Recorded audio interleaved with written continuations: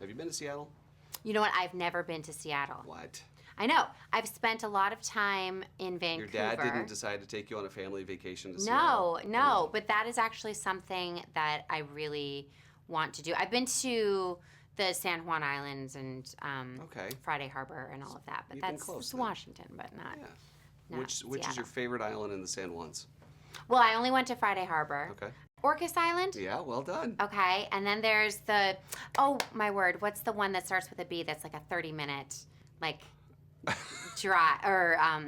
ferry ride? Bainbridge. Bainbridge Island, Yes. Yeah, I heard that's And then very there's cool Whidbey Island. Yes. You can go through all the islands. Yeah, okay, anyway, yes, okay, Washington. I think you would fit well in Washington because you're showing that you can really spend time in the woods.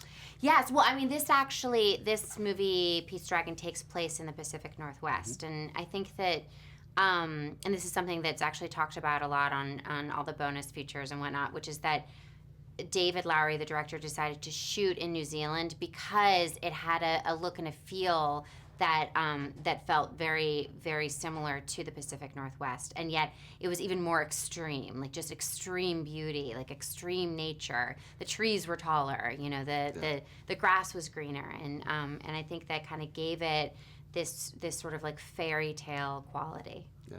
What's it like, I mean, growing up with your dad and being around so many people, but to finally like be in a movie and be face to face with Robert Redford? Oh my gosh. I mean, it's so working with Robert Redford, it's sort of this like, it was very surreal at first because obviously he's such an icon, and it's not even getting nervous because, like, you know, he's a movie star. It's just he's contributed so much to the entertainment industry and to storytelling and to the environment, and he's a really admirable, heroic individual. A fairly good human. Yes, he's a fairly good human. Yes, yeah, and so I was just like kind of charged and excited to meet him, and actually the first time I met him, we were shooting one of the scenes in this movie, and I hadn't yet met him, and it was a moment where we were both supposed to run towards each other and hug.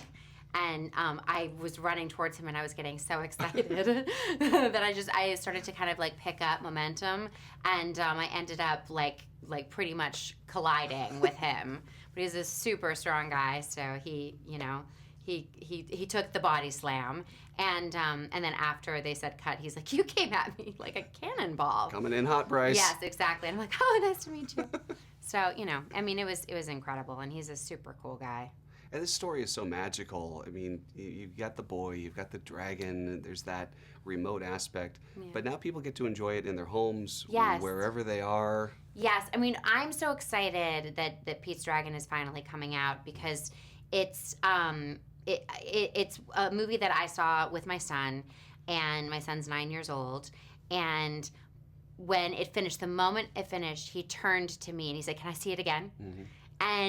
And I was like, in the theaters, you know, and so I'm really excited. November 29th, it's coming out, and it's gonna be just, I think, one of those holiday movies, like one of those movies that you watch with your family over Christmas when you need to get the kids focused on something because you need to do something else, or, you know, something that you get to watch all together. It's I think it's the perfect time of year for this. Well, I'll be sitting down with my 10-year-old son for it. Yeah. Since we both have sons of a similar age. Yes. Your best parenting tip for having a boy?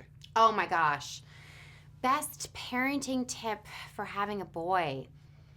Oh my gosh. I mean, I don't know. I mean, here, I'll tell you the first thing that came to mind was like establish hygiene early. But I don't know if I've actually like done that. Those like, are lofty goals. Yeah, I'm like trying, I'm like, okay, I know that they get smellier and smellier. Yes. So how can I just the leap from 9 to them 10 in the smell factor is extreme. Remarkable. Is it not? Yes.